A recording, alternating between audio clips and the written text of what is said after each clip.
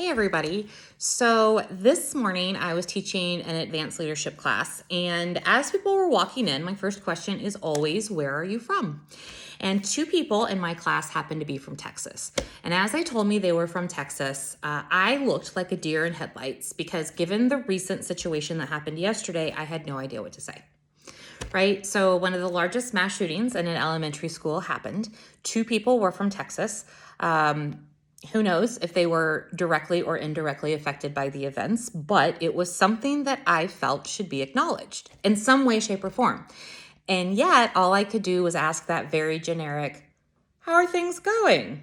And then in response, I get the very generic, fine, thank you. And so in other words, my question about this event literally had no value add whatsoever.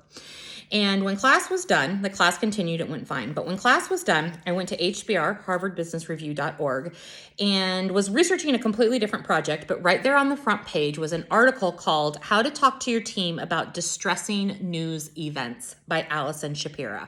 And as I read this, I was like, oh my gosh, I wish I had this information 3 hours ago. So I thought that I would hop on and do a really quick video about 3 things that you can do to talk to your team about distressing news events. Because if we're keeping it real, every single day is a different distressing news event.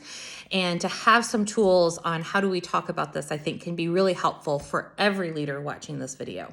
So the first thing that you want to do is ask individually how your team is doing. I think this is a fantastic question to ask in every single one-on-one, simply because every single day the news keeps coming and coming and coming. And by simply creating this safe space and giving them opportunity to talk, it's possible you will find that there really is a lot of stress or anxiety about going on or with what's going on in the world. So you might hear a team member say, yeah, I am super stressed because I have family that's over in Ukraine and I'm really worried about them. Or yes, my cousin was affected by the shooting down in Texas. Or you might hear people talk about how they are having a really hard time dealing with inflation and gas costs and all of these things that are happening. So please create that safe space for them to tell you what's going on. Now, the next thing is if our employees are struggling with something, it is only natural for us to say, is there anything I can do to support you? And I think this is a fantastic question. But bear in mind that oftentimes when we're asked on the spot, what can I do to support you? We don't know.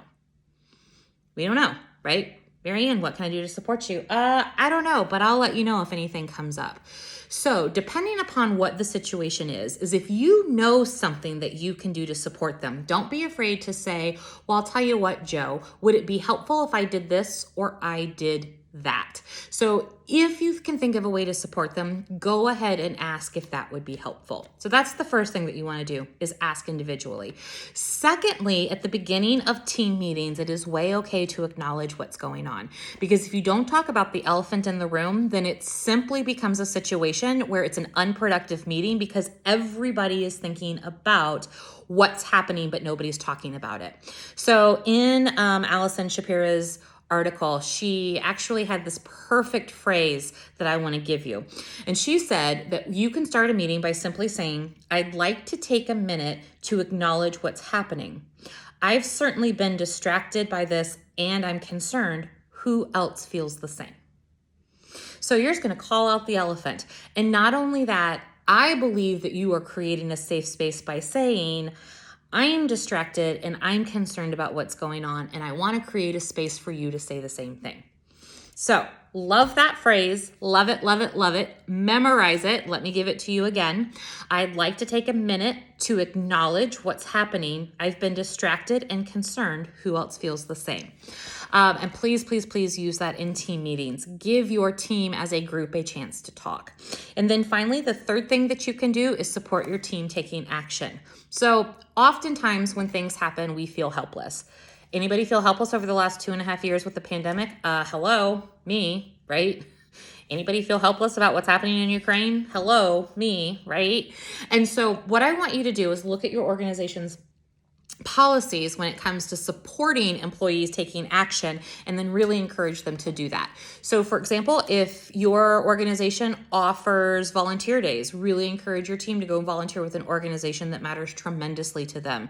If your team does not offer volunteer days, go and have a conversation with your manager or HR about them using work hours perhaps to go and spend some time with an organization that they care about. If you do matching donations, talk to your team about how if they decide to donate to an organization, the company will match it, but give them opportunities to take action. So anyhow, those are some quick tips from that article on HBR, how to talk to your team about distressing news events. And I wanted to share those with you because I just wish I could open up the news and have an article about how leprechauns are real and at the end of rainbows there really are pots of gold, but that does not seem to be the case that we're in.